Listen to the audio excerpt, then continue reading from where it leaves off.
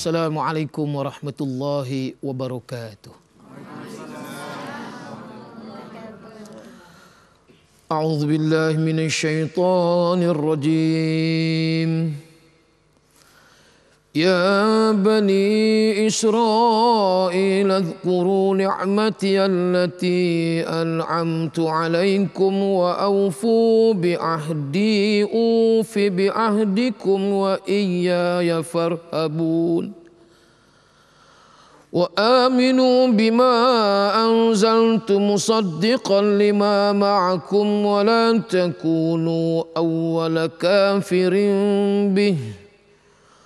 ولا تشتروا بآياتي ثمنا قليلا وإياي فاتقون ولا تلبسوا الحق بالباطل وتكتموا الحق وأنتم تعلمون وأقيموا الصلاة وآتوا الزكاة وأقيموا الصلاة وآتوا الزكاة واركعوا مع الراكعين أتأمرون الناس بالبر وتنسون أنفسكم وأنتم تتلون الكتاب أفلا تعقلون واستعينوا بالصبر والصلاة وإنها لكبيرة إلا على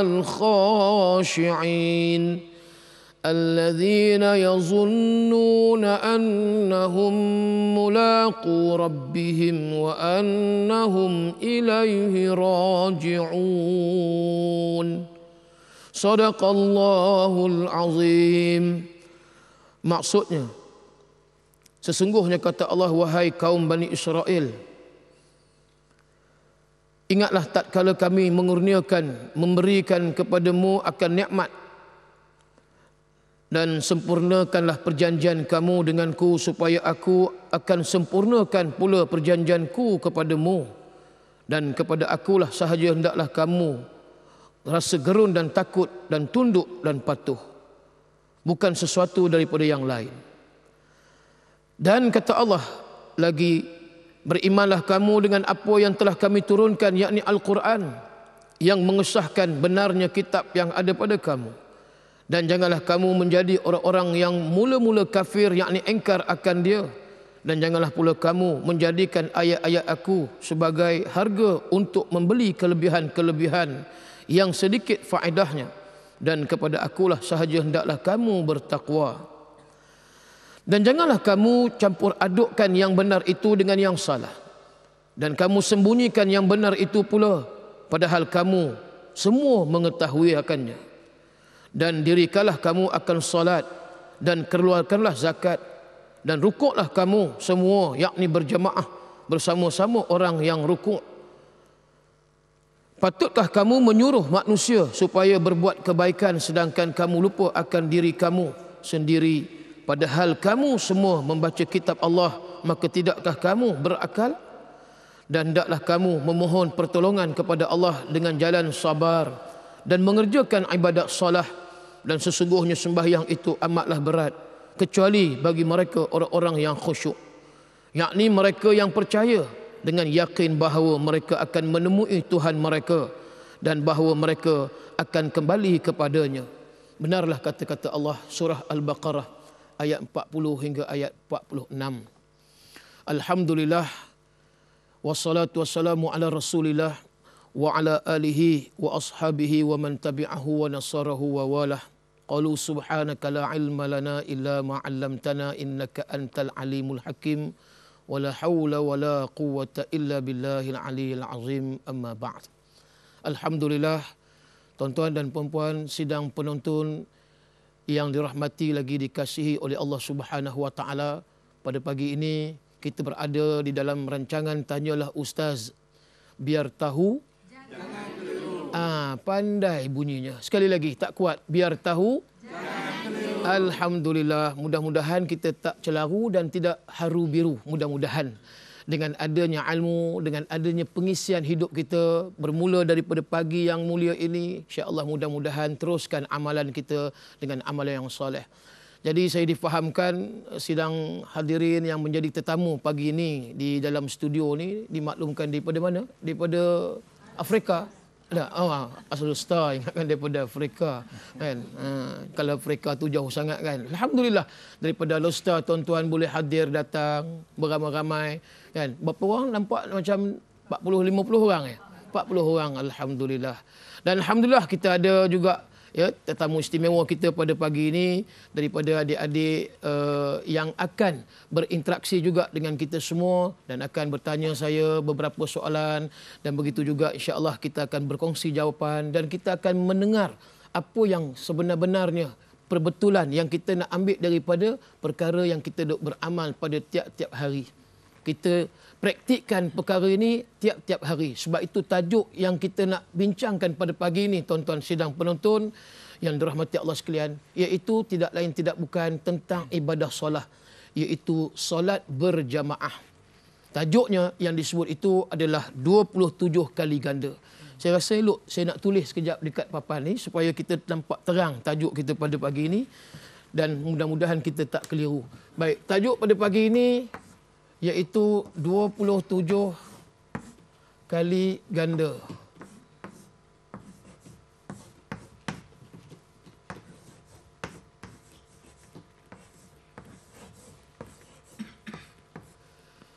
Boleh tuan-tuan? Boleh tengok ini 27 kali ganda yang kita tahu angka 27 ya, kemudian disebut berganda pula. Apa maksud 27 dan digandakan tadi? Apa hikmah dan apa tujuan yang Allah nak bagi satu contoh macam kita dapat satu motivasi daripada Allah Subhanahu Wa Taala dan juga kita digalakkan untuk melakukan ibadat ini yang disebut solat secara berjamaah. Baik tuan-tuan sekalian, berdasarkan dalam sebuah hadis Nabi SAW, dalam sebuah hadis muttafaqun alaih, apa kata Rasulullah? Salatul jam'i afdalus salatil fadhi bi 27 darajah. Iaitu kata Rasulullah SAW, mafhumnya bila mana kita sembahyang berjemaah kata Nabi, lalu Allah akan ganjarkan dengan ganjaran gandaan. Bukan hanya ganjaran tetapi berganda. Iaitu berapa ganda? Berapa kali ganda? 27 kali ganda. Bukan sikit ya. Kalau sembahyang seorang kata Nabi dapat hanya satu. Orang yang bujang bila sembahyang dapat satu. Yang kahwin dapat 70 gandaan. Yang tu untung orang yang berkahwin pula. Kalau nak lebih kahwin, saya je melawak je ya. Macam tu lah. Maksud kata kita nak satu perkara yang memang semua orang nak berganda ya, adik-adik sekalian. Bila mana disebutkan tadi gandaan itu maksud dia Allah nak bagi satu hadiah kepada hamba-Nya. Buat sikit tapi dapat banyak. Itu yang kita kata jangan bimbang. Buat sikit tapi Allah nak bagi banyak kelebihan-kelebihan selain daripada sembahyang, macam-macam lagi puasa itu dan sebagainya. Apa yang kita nak bincangkan pada pagi ini teruskan iaitu tentang solat berjamaah. Sebelum kita berinteraksi dengan adik-adik di sini, kita sedia maklum bahawa solat yang disebut solat berjamaah ini disyariatkan. Rasulullah SAW tak kurang 2 kali pernah menjadi makmum kepada Jibril alaihissalam. Malaikat Jibril menjadi imam, kemudian Rasulullah menjadi makmum. Sembahyang zuhur, sembahyang asar, sembahyang maghrib, isyak, subuh. Nabi pernah menjadi makmum dekat dengan Kaabah di Makkah Al-Mukarramah. Itu maksud ya, lahirnya syariat yang kita katakan tadi solat berjamaah. Dan bila kita katakan solat berjamaah ini sudah tentu banyak pengajaran, banyak hikmah yang kita nak kena koreksi, yang kita nak kena menelusuri bagaimana kehidupan Nabi. Daripada Nabi yang mana waktu itu menjadi seorang rasul umur 40 tahun. Masa di Mekah belum ada solat, tetapi di Madinah pada waktu itu nampak hijrahnya Nabi, apa Nabi buat? Nabi buat masjid. Nabi sampai di Quba, Nabi buat masjid. Kalau kita baca di dalam surah At-Taubah ayat yang ke-108, boleh rujuk balik di dalam Quran, Allah kata apa dia? La masjidun ussisa 'ala taqwa min awwali yaumin ahaqqu an taquma fihi rijalun yuhibbuna ay yatatahharu wallahu yuhibbul mutahhirin. Maksud dia apa dia? Tuan-tuan sekalian, Allah memberi tahu kepada hamba-Nya, sesungguhnya dikatakan tadi, ya, masjid itu dibina atas dasar takwa. Dan orang yang layak untuk berada di dalamnya, sudah tentu Nabi menceritakan di dalam hadis orang yang nak membersihkan diri mereka daripada kotor, daripada kekejian, yakni mereka yang sembahyang. Jadi dengan sebab itulah kita rasa bila mana duduk di masjid ni akan ada perasaan ketenangan dan ketenteraman. Ya, kita rasa macam satu hala kita nakkan orang kata apa dia berceria kita pada pagi ini, sama-sama kita nak mengenali adik-adik kita yang hadir pada pagi ini yang di sebelah kiri saya. Saya nak tanya nama tadi. Siapa dia nama tadi? Lama dah senyum nampak tadi. Nama saya Ahmad Mukmin. Ahmad Mukmin. Alhamdulillah, mudah-mudahan mukminnya dia. Alhamdulillah, insya-Allah. Kemudian apa dia adik ni yang ni muslimah kita? Nur Mimi Hazimah. Nur Mimi Hazimah. Dekat-dekat Mukmin dengan apa dia Mimi ya. Mukmin Mimi. Alhamdulillah ya. Jadi agak-agak pagi ni kita boleh tengok tadilah dah mengaji tadi ayat yang saya dah baca tentang warka'u ma'ar raki'in. Ya, kemudian ada soalan-soalan yang kita boleh kongsi dengan penonton yang berada di studio. Okey Ustaz. Soalan saya yang pertama Ustaz, memandangkan kita dalam menunaikan solat fardu terutamanya secara berjemaah, kita tengok dalam rutin harian masyarakat kita pada hari ini, kan, ada antara mereka ni yang kadang-kadang solat berjemaah itu mereka tidak tahu tertib yang betul ataupun ada adab yang dalam menunaikan solat jemaah. Boleh Ustaz terangkan mungkin apakah tertib ataupun adab bagi seorang imam dan seorang makmum itu sendiri? Insya-Allah. Silakan. Jadi kita berhenti seketika dulu berehat, ya, kemudian kita akan sambung selepas ini insya-Allah. Ya Zal Jalali wal Ikram, Ya Zal Jalali wal Ikram, Ya Zal Jalali. Alhamdulillah bertemu kita semula dalam rancangan Tanyalah Ustaz pada pagi ini. Tanyalah Ustaz di TV9 biar tahu. Alhamdulillah, insya-Allah mudah-mudahan kita menjadi orang yang berilmu. Baik, tuan-tuan dan puan-puan sidang penonton yang berada di studio dan juga yang berada di rumah pada pagi ini. Kita nak lihat tadi, apakah di antara tertib, apakah di antara juga dikatakan adab bila mana ya adik-adik sekalian, kita sembahyang berjemaah, kadang-kadang macam-macam keadaan kita nampak. Dalam keadaan tak bersedia lagi, ada yang baru nak gulung kain, ketika itu nak sembahyang tak bersedia. Sebab itu kalau kita lihat dalam peristiwa ketika mana Umar Al-Khattab sebelum dia dibunuh oleh Abu Lu'lu'ah, satu orang yang diupah untuk membunuh Umar Al-Khattab, dia pemuda Yahudi. Baik, dimasuk dalam satu saf dalam ramai-ramai yang ada di dalam masjid tadi. Ketika itu Umar Al-Khattab nak memperbetulkan saf.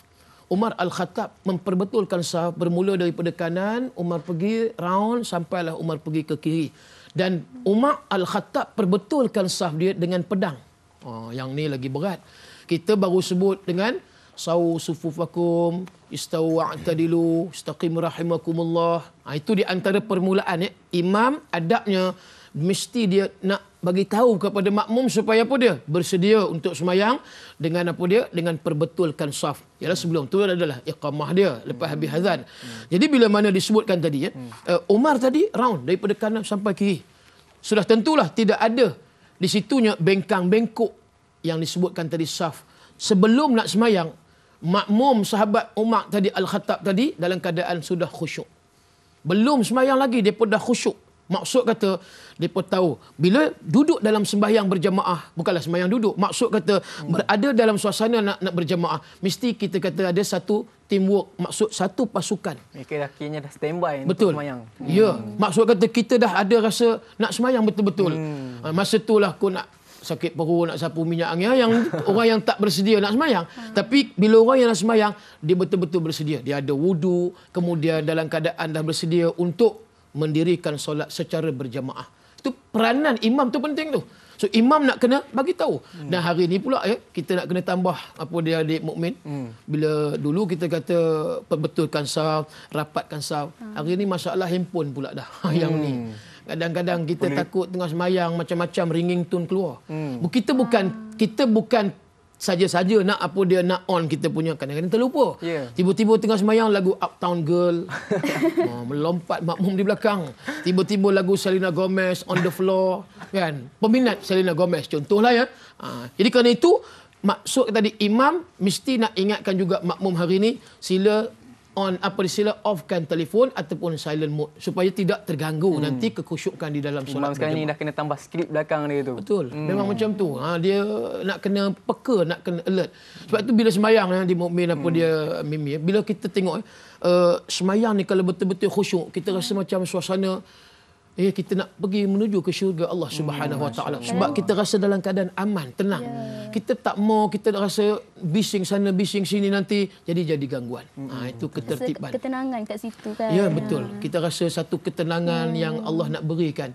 Cuma tadi bila di konsep imam dengan makmum, maksud kata kita patuh kepada arahan imam. Sebab itu bila mana imam kata luruskan saf, perbetulkan saf, rapatkan saf, maka kita segerakan. Kan? Kemudian kita samakan tumit dengan bahu dan rapat-rapatkan. Itu di antara tertib di awal. Jangan bagi renggang, rapatkan. Supaya apa dia kita nampak satu pasukan yang sedang nak mara menuju di medan perang. Seolah-olah gitulah. Contohnya nampak begitu. Satu kekuatan yang ada dalam Islam. Baru nampak keseriusan. Maksud dia serius kita. Kita tak mau main-main, kita tak nak dalam keadaan tidak bersedia nak menghadap Allah Subhanahu Wa Taala. Itu ya. Baik, kemudian apa lagi? Kemudian bila mana dalam waktu sembahyang pun begitu juga tertib. Ya, makmum mesti ikut apa perbuatan imam. Dan janganlah makmum mendahului dan juga jangan juga melewat sampai 2 rukun fi'li.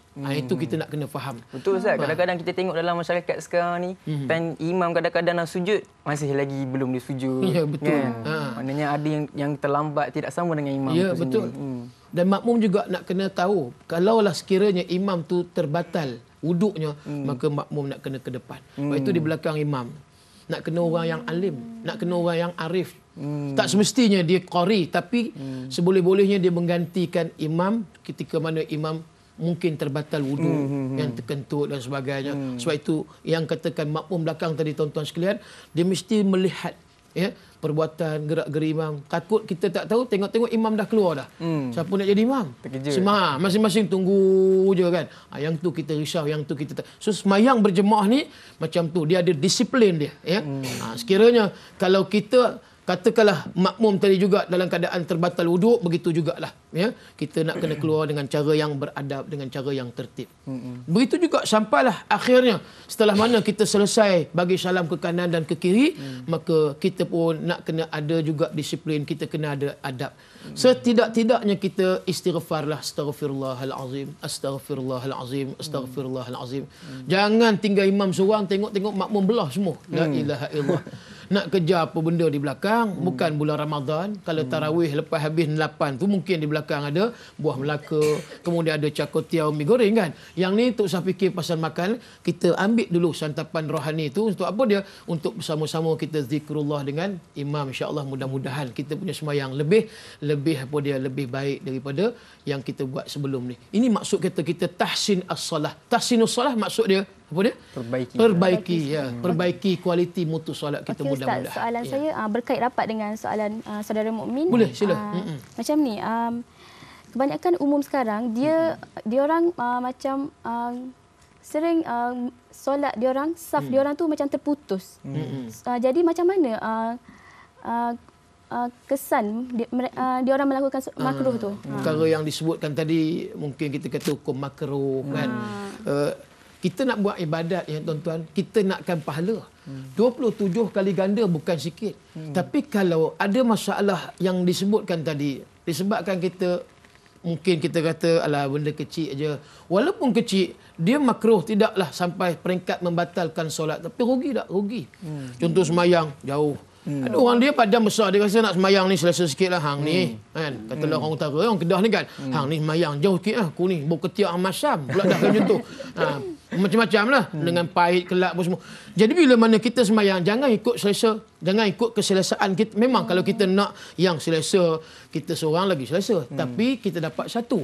Bila berjemaah memang kita nak rapat-rapat supaya ruang tu tidak ada dan iblis syaitan tak wujud di situ. Tapi kalau kita renggang, nampak apa dia punya hikmah kita nak rapat supaya kita tak bagi ruang kepada syaitan. Untuk duduk sama-sama dengan kita. Duduk dengan sama kita. Nanti diganggu, ditwist hati kita. Tengah sembahyang Allahu Akbar. Baru nak habis waladhdall, dia mari dah, dia datang dah. Dia kata dia cuit. Dia kata semayang lewat sangat. Cepat-cepat sikitlah. Dia datang tu diganggu kekhusyukan kita.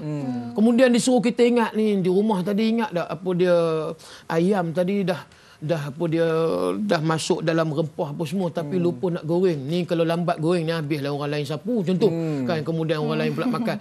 Itu contohlah di antara macam-macam ya. Dan akhirnya kita hilang kekhusyukan di dalam sembahyang. Jangan bagi ruang. Walaupun kita nampaklah benda makruh umpama contoh. Makruh pun benda yang dibenci.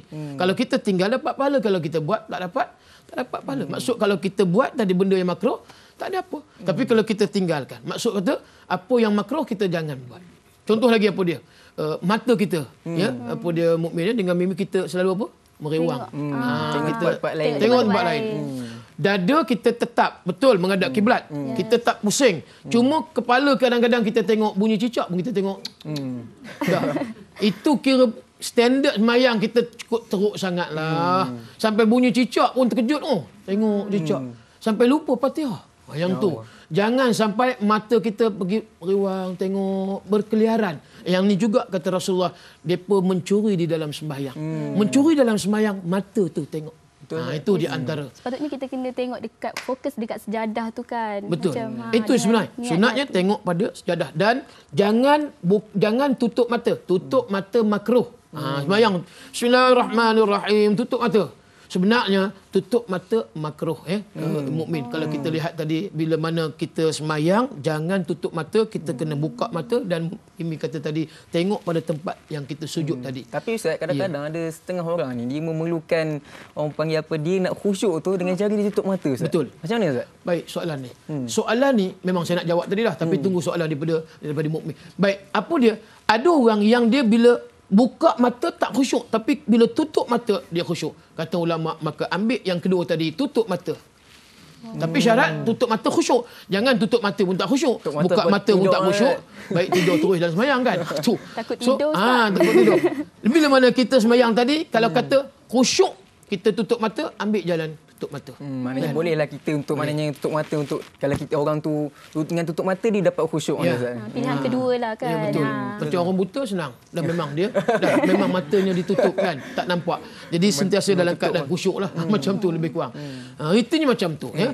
Jadi perkara yang kita nampak remeh, kecil, makruh, tapi itulah yang sebenarnya kita nak jaga supaya apa dia? Supaya tidak terjejas. Ya. Dalam semayang Ustaz, kadang-kadang kita lihat juga kat masjid-masjid ataupun surau-surau kan, kadang-kadang mereka makmum ini, mungkin mereka tak tahu kan Ustaz. Dalam keadaan contoh makmum tengah dalam saf yang straight yang satu ini, tiba-tiba ada salah seorang makmum ni terbatal wuduknya Ustaz. Kan? Kemudian terbatal keluarlah. Kemudian ada lompong di tengah tu.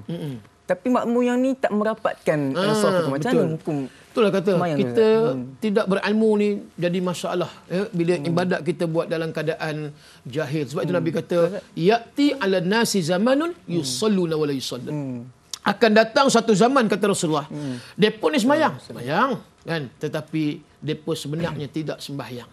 Sebab kerana depa tidak ada ilmu. Macam tadilah bila dah lompong kan, kita nampak yang makmum kena faham antara salah seorang kena rapat daripada ke tepi ke tengah, tutup balik macam tu. Kalau imam tadi batal, makmum yang kena ke depan macam tu. Dia orang sepatutnya tahu macam pergerakan solat tu macam daripada sujud ke duduk antara dua sujud tidak membatalkan solat untuk macam mereka gerak satu langkah ke tepi. Dan dalam mazhab Syafi'i memang 3 kali berturut-turut batal. Pergerakan Jadi besar kita pergerakan besar. Jadi kita kena berhati-hati untuk tidak boleh membatalkan apa dia kita punya sembahyang tadi ya. Jadi insya-Allah mukmin lepas ni ada soalan lain, kita berehat seketika, berhenti seketika, insya-Allah kita sambung selepas ini.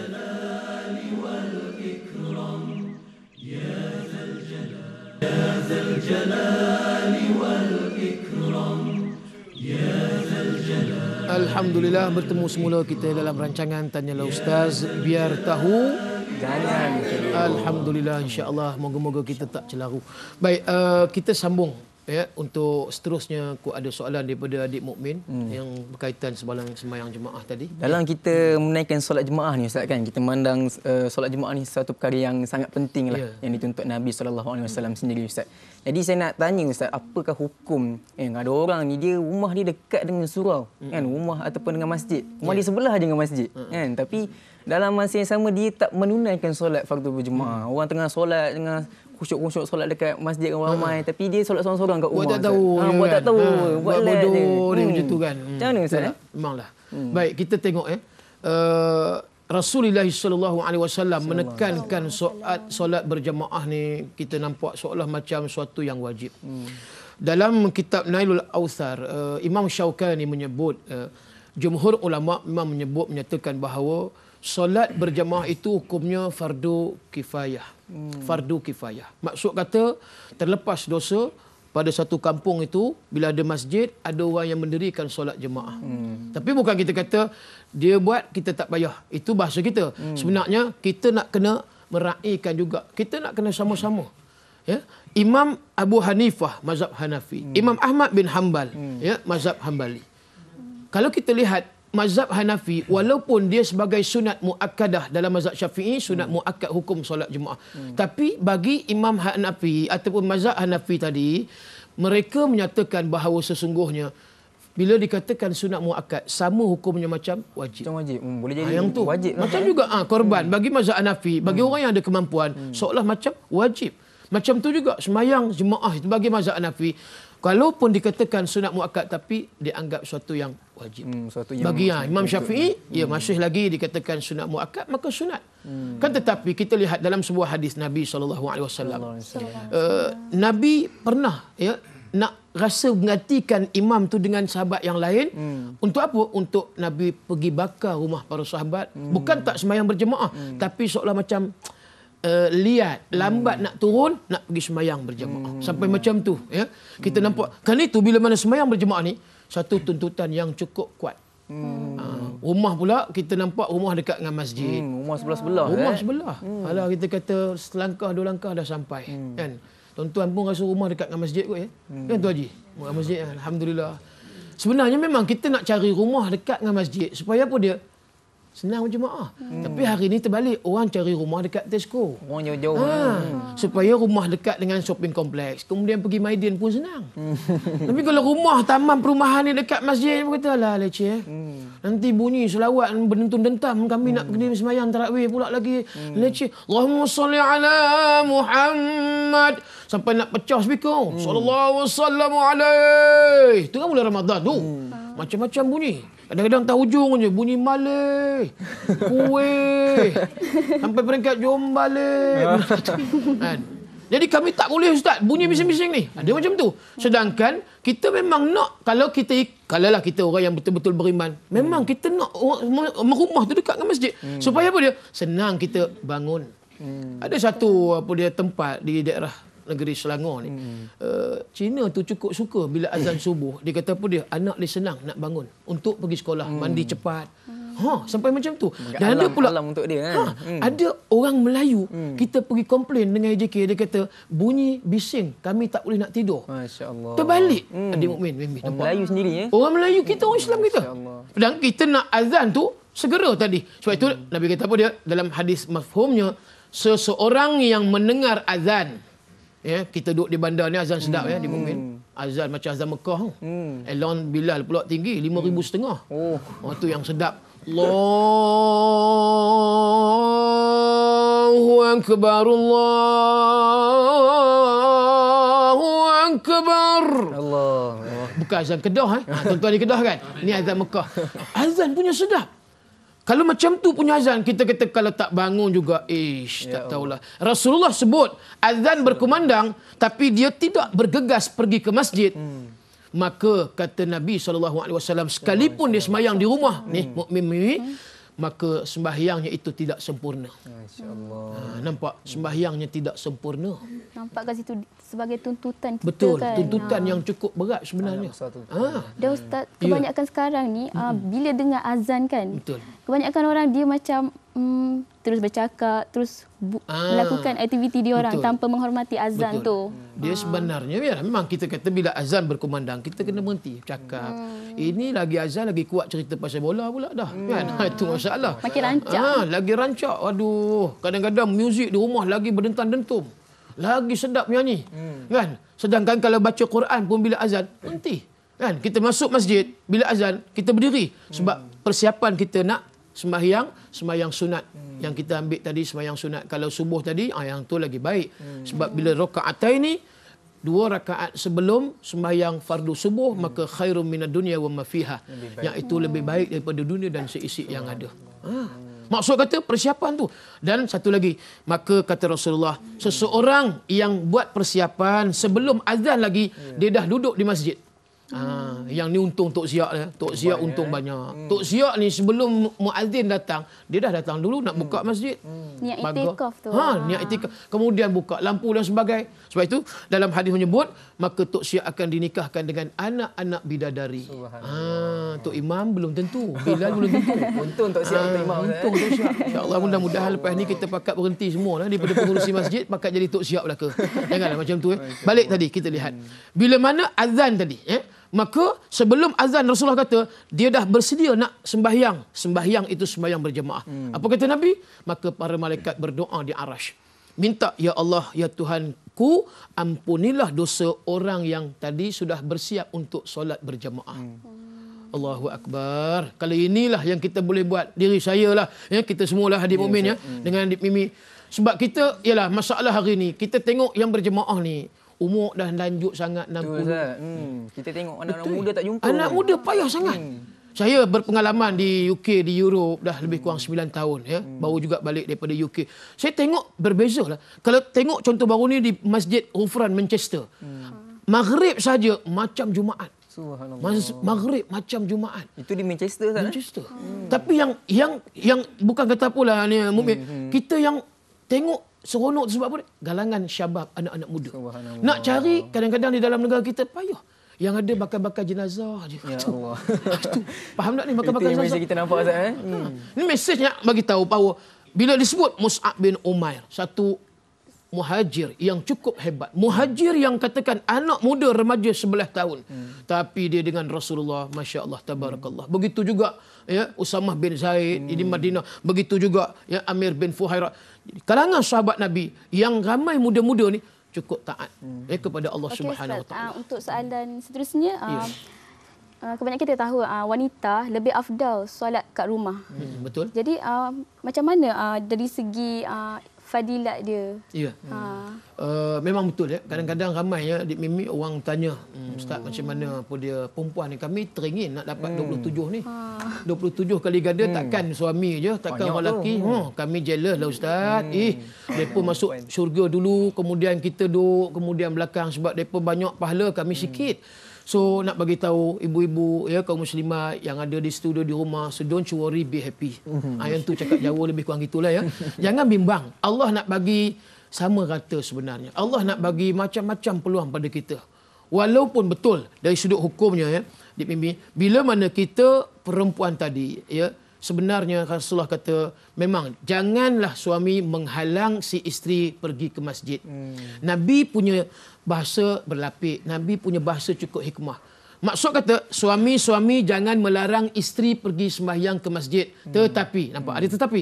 Tapi kata Rasulullah, lebih utama, lebih baiknya si isteri, maksud wanita muslimat Mimi, sembahyangnya di rumah. Supaya apa dia? Takut timbul macam-macam fitnah. Yang tu. Yalah, kalau mungkin kita kata umur kita dah 89. Ustaz, takkan umur 89 orang nak kacau lagi saya tu. Umpama macam tu. Tak, bukan soal 89 ke 100 tahun. Sebab dia wanita, so nak menjaga kewanitaan itu. Yang tu kita takut. Dan juga Rasulullah bagi syarat. Kalau wanita muslimah juga nak pergi ke masjid, nak sembahyang, pastikan make sure jangan pakai perfume wangi-wangian. Itu disebut. Jangan pakai wangi-wangian rehanah, jangan. Sebab takut khawatir tadi orang lelaki jadi timbul syahwat. Mula wanita kena pula Tok Siak pula baru meninggal isteri. Dia Tok Siak memang dia datang awal masjid kan. Jadi tengok ini, aduk ini tu hari ini mungkin tidak, esok mula few week Itu yang takut. Benda ni boleh berlaku tak? Boleh berlaku. Sebab itu Nabi lebih bersifatnya hati-hati. Supaya jangan ada perkara tadi timbul fitnah dan sebagainya. Tapi wanita pun boleh solat berjemaah juga. Tapi buat di rumah. Ya, boleh buat di rumah. Yalah, suami pun nak kena belajar lah sikit kan. Ilmu macam mana nak sembahyang. Ini kadang-kadang suami katalah, abang ni kan sekolah harap. Sayang sekolah harap, sekolah pondok. Sayang jadi imam, abang jadi makmum boleh tak? Lah pula dah suami. Suami pula suruh isteri jadi imam, mungkin dia pula jadi makmum. Tak boleh. Sebab abang tak boleh. Abang kalau jadi imam takut nanti memang. Kalau orang dengar mesti. Confirm tak boleh jadi imam. Sebab apa dia? Tajwid abang. Memang betul. Dia tak betul tajwid tu memang tak boleh jadi imam. Ciri nak jadi imam tadi ya. Tertib kita jadi imam di antara orang yang aula, yang utama nak jadi imam, mesti dia punya fasih bacaan Quran. Boleh hafaz 30 juzuk lagi bagus. Itu. Jangan sampai sembahyang jadi imam. Suami tadi jiranton lajina ngam-ngam. Sampai cicak pun terjun. Takut bunyi ngam-ngam. Itu kata. Macam tu, abang tak boleh jadi imam. Sayang suruh jadi imam juga. Yang ni masalah. Jadi ngam-ngam. Yang tu. Jadi kita nak kena sama-sama juga berusaha, mudah-mudahan isteri pun dapat 27, yang kita pun dapat. Tapi kalau sekiranya isteri berada dalam majlis ilmu, maka dia boleh terus sembahyang berjemaah dengan imam. Yang tu yang terbaik. Jadi pergilah untuk menuntut ilmu, mudah-mudahan pahala 27 Mimi kita pun dapat juga. Wallahu a'lam, kita berehat seketika tuan-tuan. Insya-Allah kita akan bertemu selepas ini. Ya Dzal Jalali wal Ikram, Ya Dzal Jalali wal Ikram, Ya Dzal Jalali wal Ikram, Ya Dzal Jalali. Alhamdulillah, kita berada di penghujung rancangan Tanyalah Ustaz. Biar tahu. Alhamdulillah, insya-Allah mudah-mudahan kita dapat memperbetulkan kualiti ibadah solat kita, mudah-mudahan diterima oleh Allah. Macam mana adik Mukmin dengan adik Mimi? Okey, semayang tak ada masalah setakat ni ya. Banyak maklumat yang yalah. Kita nak kena selalulah apa dia sentiasa melihat sesuatu yang mungkin kita boleh buat banyak lagi penambahbaikan, kekhusyukan semayang dan sebagainya. Jadi ada kod soalan yang seterusnya daripada adik Mukmin ya. Soalan yang seterusnya Ustaz. Kita ni nak solat jemaah ni Ustaz. Ramai antara muslimin muslimat di dunia ini ingin menunaikan solat jemaah. Tapi dalam masa yang sama ada keuzuran-keuzuran ataupun sebab-sebab yang tak dapat kita elak, yang menyebabkan dia tak dapat mendirikan solat berjemaah. Jadi semua betul. Mungkin apakah antara keuzuran ataupun sebab yang boleh keuzuran yang dibolehkan untuk tidak berjemaah. Tidak berjemaah. Betul. Baik, keuzuran yang disebut tadi bukan uzur syar'i orang perempuan, yang itu lain. Iaitu kedatangan haid itu lain uzur betul. Yang ni uzur yang kita boleh definisikan sebagai penyebab untuk kita tidak hadir ke masjid untuk solat berjemaah umpama contoh. Baik, di antara dalam hadis Nabi mafhumnya diriwayat oleh seorang ahli hadis Ibnu Majah menyatakan sesungguhnya sembahyang seseorang itu tidak sempurna melainkan mereka itu dalam keadaan berjamaah. Ya. Dan bila mana mereka tidak berjemaah kecuali dibolehkan dalam keadaan beberapa keadaan uzur. Maksud uzur ya yang disebut tadi di Mukmin, yang pertama kata ulama, bila mana berlaku contoh keadaan cuaca yang kita nampak tidak mengizinkan untuk kita pergi ke masjid. Hujan lebat, ribut, kata tsunami pun ada. Mana dah tahu kan? Boleh jadi kan? Boleh jadi kan? Bila kita buat tu lebih membahayakan diri kita kan. Mudaratkan. Sebab itu dia syariat ni dia macam tu, dia protect. Bukan maksud kita kena semayang juga nak, memang hati kita nak berjemaah, tapi tengok keadaan. Kalau memudaratkan jangan. Baik, disebut tadi yang pertama tadi sebabkan cuaca. Okey. Kemudian yang kedua disebabkan apa? Sebab ada orang yang nak zalim pada diri kita. Ya. Kalau nak tulis pun sedap. Kalau boleh tulis 1 2 ni, ya. Yang pertama disebut sebab uzur yang boleh, yang pertama iaitu cuaca. Kemudian yang kedua sebab orang berniat nak buat zalim pada kita.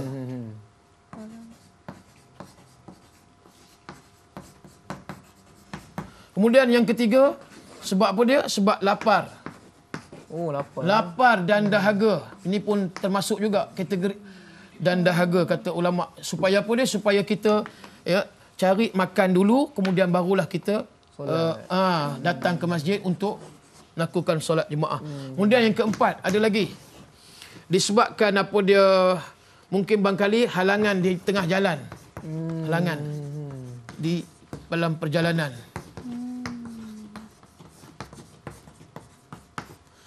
Ini lebih kurang lah. Boleh ayat conteng macam doktor boleh. So di antara ni bila kita lihat keinginan tu, hajat tu betul, iradah, kehendak. Tapi ada halangan. Maka halangan tadi tidaklah menjadi satu sebab yang kita kata sengaja kita tak mau pergi ke masjid. Tapi kalau sebab kita nak tengok bola, tak nak pergi berjamaah, yang cerita yang TV. Tengok TV, nak tengok ni final ni, nak tengok ni, ya, macam-macam rancangan lah televisyen. So yang tu kita kata alasan. Bukan betul.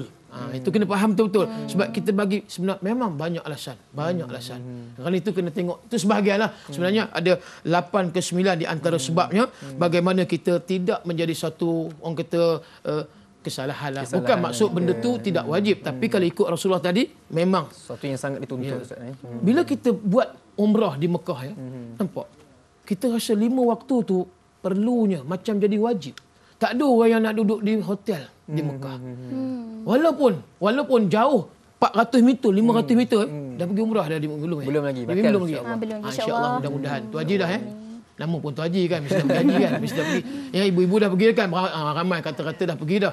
Jadi bila kita di Mekah, hotel Masjidil Haram, hotel Masjid Haram. Memang cepat segera. Orang berlari tu. Takut tertinggal satu rakaat menjadi masbuk, tak mau. Dia nak ikut juga Syekh Rahman Sudais. Penuh, sebab nak dapat 100,000. Tapi kadang-kadang balik daripada Mekah. Tadi di Mekah hotel ke Masjidil Haram. Balik daripada Mekah, haram tak pergi masjid.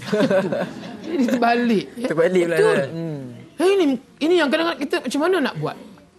Kan bukan ada halangan apa pun kan. Itu yang ini ujian dugaan. Sebab itu untuk mengumpulkan pahala 27 kali ganda tadi, kita nak ada satu sacrifice, pengorbanan, perjuangan, mujahadah. Baru kita dapat pahala berganda tadi. Baik, ada yang terakhir kot soalan daripada ni adik Mimi yang boleh kita kongsi Macam ni, solat berjemaah ataupun kita dikenali sebagai ganjaran dia 27 kali ganda kan. Jadi apa lagi hikmah atau ganjaran dia selain daripada 27 kali ganda? Biasa setengah orang ingatkan tadi dalam yang saya baca hadis tadi, betul lah, salatul jama'i afdalu salatil fardhi bi 27 darajah. 27 darjah itu, baik itu hadis yang disebut Bukhari Muslim. Ada lagi beberapa pengajaran hikmah solat berjemaah ni, kalau kita lihat pun tak kurang daripada 10. Tapi tak sempat mungkin nak sebut 10. Di antaranya disebut juga oleh para alim ulama. Yang keduanya selain 27 darjat, langkah kaki kita daripada rumah nak pergi ke masjid ataupun mana-mana tempat di padang sekalipun nak sembahyang berjemaah, maka disebut setiap langkah maka diangkat satu kedudukan. Setiap langkah satu kedudukan. Setiap satu kita langkah, Ustaz. Maksud kalau naik kereta pun tayar tu pun dikira langkah lah kan. Itu tak kira lah maksud dia. Jangan kata lah, Ustaz kami naik kereta, naik motor. Kan. Maksud kata nak kena jalan kaki lah pula nak dekat 100 km. Tak kan macam tu. Maksud kata tadi satu kedudukan tu dikira juga. Satu langkah, satu kedudukan. Satu langkah, satu kedudukan. Dalam kategori jihad juga tu. Yes, betul. Yang ni, Allah nak uji, nak duga kita. Kadang-kadang kesenangan. Tapi kita tak mau nak buat yang tu. Ya. Kemudian lagi apa dia disebut? Yang kedua, yang dikatakan juga didoa oleh para malaikat Allah. Daripada rumah kita bergerak tadi langkah sampai ke masjid, didoa oleh para malaikat. Ampunilah dosa dia, ampunilah dosa dia. Masya Malaikat Allah, jaga tu bila kita buat benda baik. Yang tu. Ya, malaikat pun suka. Begitu jugalah Allah. Kemudian yang seterusnya, yakni mereka itu terbebas daripada dipengaruhi oleh syaitan. Itu juga kata ulama. Bila mana kita berjemaah ni, bebas. Yalah tadi, kita duduk rapat kan. Semayang rapat-rapat. Syaitan payah nak masuk, nak twist hati kita. Dalam itu. Yes. Tapi kalau kita seorang di rumah, nampak depan datang, belakang datang. Jadi hati kita tu sentiasa diusik, dikacau oleh syaitan. Macam-macam gangguan ada. Betul, gangguan cukup banyak. Kemudian seterusnya lagi disebut pancar nur esok di akhirat. Orang yang sembahyang berjemaah, cahaya nur. Allahu Akbar. Subhanallah. Tu kalau orang tak sembahyang macam mana ada nur? Walaupun hidup 1000 tahun, kalau tak sembahyang apa gunanya? Walaupun hidup 1000 tahun, kalau tak sembahyang apa gunanya? Tak sembahyang, habis. Ni yang disebut tadi sembahyang berjemaah, nur cahaya. Nurun dhiyaun, cahaya dan sinaran yang nadhirah pula lagi, berseri-seri pada wajah seseorang. InsyaAllah mudah-mudahan kita teruskan kita punya dengan amalan sembahyang berjemaah tuan-tuan dan puan-puan, sidang penonton yang berada di studio di rumah, dan sebenarnya banyak lagi pengajaran hikmah yang kalau kita nak bincangkan pada pagi ini, tetapi dalam keadaan kita hari ini masanya dan sebagainya, dan insya-Allah mudah-mudahan Allah Subhanahu Wa Taala memperkukuhkan keimanan kita teguh, insya-Allah mudahan kita istiqamah, insya-Allah. Okey adik Imi ya. Okay, kemudian dengan ada apa di mukmin tadi, alhamdulillah dia dekat-dekat mukmin dengan Mimi kadang-kadang keliru celaru pula ya. Walau bagaimanapun tanyalah ustaz biar tahu jalan. InsyaAllah mudah-mudahan kita berjumpa lagi pada waktu-waktu akan datang. Bismillahirrahmanirrahim. Alhamdulillahirabbil alamin wassalatu wassalamu ala Rasulillah wa ala alihi washabbihi ajma'in. Allahumma inna nas'aluka 'ilman nafi'an wa 'amalan mutaqabbalan wa rizqan wasi'an halalan thayyiban. Allahumma a'inna 'ala dzikrika wa syukrika wa husni ibadatik. Allahumma rabbana taqabbal minna salatana tammah waghfir lana dhunubana 'ammah wa la tu'adzibna yawmal qiyamati innaka 'ala kulli syai'in qadir. Rabbana la tuzigh qulubana ba'da idh hadaitana wa hab lana min ladunka rahmah innaka antal wahhab. Allahumma rabbi ja'alna muqimas salah wa min dhurriyyatina rabbana wa taqabbal du'a. Rabbana atina fid dunya hasanah wa fil akhirati hasanatan wa qina adzaban nar. Wa sallallahu ala sayyidina Muhammadin wa ala alihi wa sahbihi wa baraka wa sallam. Walhamdulillahi rabbil alamin. Aqul qawli hadha astaghfirullahal azim li wa lakum. Assalamu alaikum warahmatullahi wabarakatuh.